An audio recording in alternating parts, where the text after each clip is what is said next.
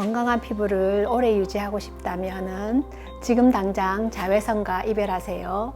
피부 관리의 핵심 포인트는 자외선 차단입니다. 자, 오늘은 피부와 자외선 선크림에 대해서 알아볼까 합니다.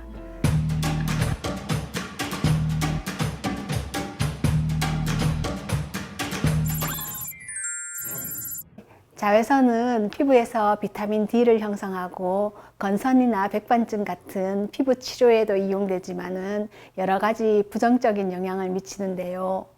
자외선은 발암물질로 분류되어 있는데 피부에서는 일광화상, 기미 검버섯과 같은 색소, 탄력저하, 주름과 같은 피부 노화, 피부암, 그 외에도 여러 가지 광과민성 피부 습진을 유발합니다.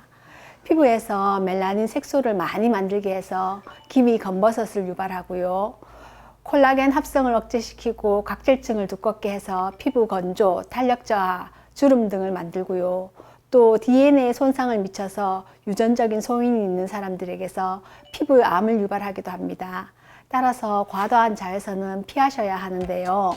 제가 치료하는 환자분들 중에서는 자외선에 정말 민감하신 분들이 계시는데요.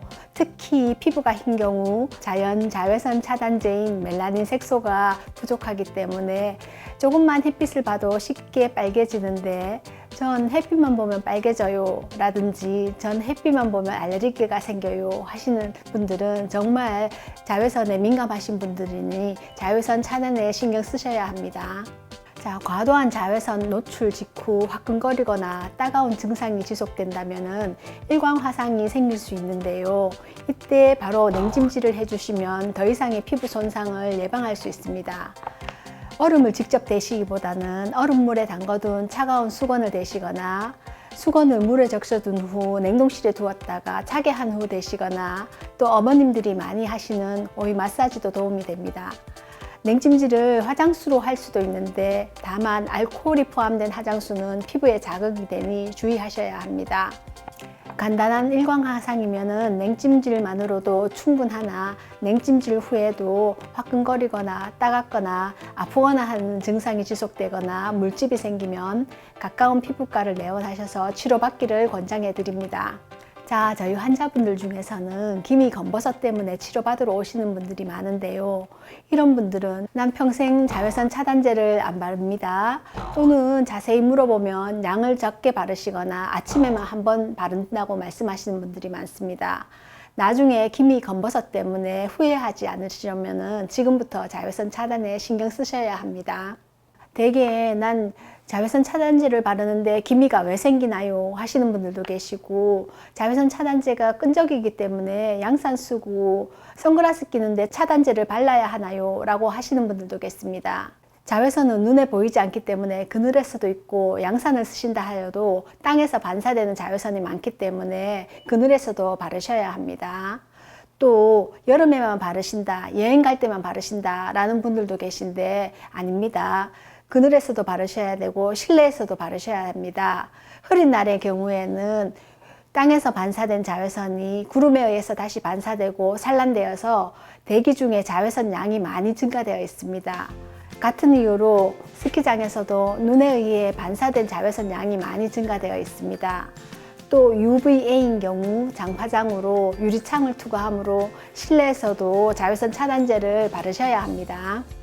생후 6개월 미만의 영유아인 경우 피부 방어 기능이 완벽하지 않으므로 최대한 일광 노출은 피하셔야 하고 또 생후 6개월 이후인 경우에는 옷으로 최대한 가리고 노출 부위는 SPF 30 이상을 발라주어야 하는데요. 한 보고에 의하면 평생 받는 자외선 양의 80% 이상은 18세 이전에 받는다고 하니 나중에 피부암이나 피부 노화 때문에 걱정하지 않으시려면 어릴 때부터 자외선 차단에 신경을 써주셔야 합니다. 그렇다면 가장 중요한 자외선 차단제 사용법에 대해서 알아보겠는데요. 자외선은 UVA, B, C로 나뉩니다. UVC는 오존층에 의해서 대부분 흡수되기 때문에 UVA는 광노화와 색소 침착을 일으키고 UVB는 일광화상을 일으킵니다. 따라서 UVA, B 다 차단되는 제품을 사용하셔야 하는데요. 시중에는 여러 가지 차단제가 많이 있는데 어떤 제품을 사용해야 할까요?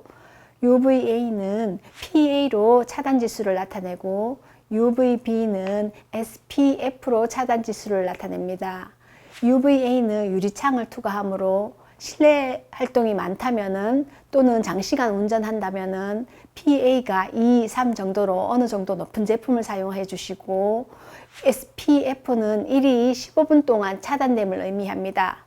따라서 실내 활동인 경우에는 SPF 15 이상을, 야외 활동을 하시는 경우에는 30 이상을 사용하셔서 2~3시간마다 덧발라 주셔야 합니다. 또 물놀이나 등산 시에는 물기에도 지워지지 않는 워터프루프 제품을 사용하시는데 이 또한 완벽한 방수가 되지 않으므로 2~3시간마다 덧발라 주셔야 합니다. 자, 자외선 차단제는 외출하시기 15분 내지 20분 전에 충분한 양을 꼼꼼히 발라주셔야 하는데요. 보통 목이나 손등, 귀 등은 잘 바르지 않으시는데 피부암이 자외선 노출이 많은 눈가나 코, 귀 등에 많이 생기는 것을 보면은 이러한 부위도 꼼꼼히 챙겨 발라주셔야 합니다. 적정 사용량은 cm당 2mg이라고 하는데요. 보통 이보다 아주 적게 한 4분의 1 정도 사용하신다고 합니다. 얼굴에 바르는 총량은 0.8g으로 자외선 차단제를 짜서 손가락 한 마디 반 정도 되는 양이라고 보시면 됩니다. 차단 효과는 양에 비례해서 증가하는데 그래서 요즘은 2번 덧바르시라고 합니다. 이렇게 하시면은 한 번 바르는 양이 적더라도 2번 덧바르게 되니 차단 효과가 더욱 증가하게 됩니다. 간혹 자외선 차단제에 알레르기가 생길 수 있는데요. 특히 어린아이 경우나 피부가 민감하신 경우에는 차단제에 알레르기가 생길 수 있습니다. 이러한 경우 차단제 성분을 꼼꼼히 확인하셔서 아연이나 티타늄 등 물리적 차단제 성분이 좋습니다. 다만 이러한 제품들은 백탁 현상이 생길 수 있습니다. 자외선은 피하는 것이 가장 좋으므로 자외선이 강한 11시에서 3시 사이에는 야외 활동을 줄이시고 어쩔 수 없는 경우라면 미리 충분한 양을 꼼꼼히 발라주셔야 하는데요. 그렇지만 자외선 차단제가 완벽한 역할을 하는 것은 아닙니다. 자외선은 100% 완벽히 차단할 수 없기 때문에 자외선 차단제와 더불어 긴 옷이나 양산, 선글라스, 창이 넓은 모자 등을 함께 사용하시면 더욱 완벽한 차단 효과를 보실 수 있습니다. 저는 기미가 잘 생기는데 차단제는 꼼꼼히 바르기 어려워요 하시는 분들은 차단제와 더불어 요즘 시중에 많이 나와 있는 자외선 차단 마스크를 함께 사용하시면 많은 도움이 됩니다. 그 외에 먹는 항산화제가 실험실에서는 자외선으로 인한 피부 손상을 줄여주고 예방한다는 보고가 있으니 신선한 과일과 야채 또는 종합 비타민제를 함께 복용하시면 도움이 되겠습니다. 자, 오늘은 피부 건강해적 자외선 차단에 대해서 알아보았는데요. 여러분의 건강한 피부를 오래 유지하고 싶으시다면은 평소 자외선 차단을 생활화하시고 뜨거운 자외선은 멀리 하시고 충분한 비타민 섭취와 적절한 수면으로 건강한 여름 나시길 바라겠습니다. 이상 피부과 전문의 이현주였습니다.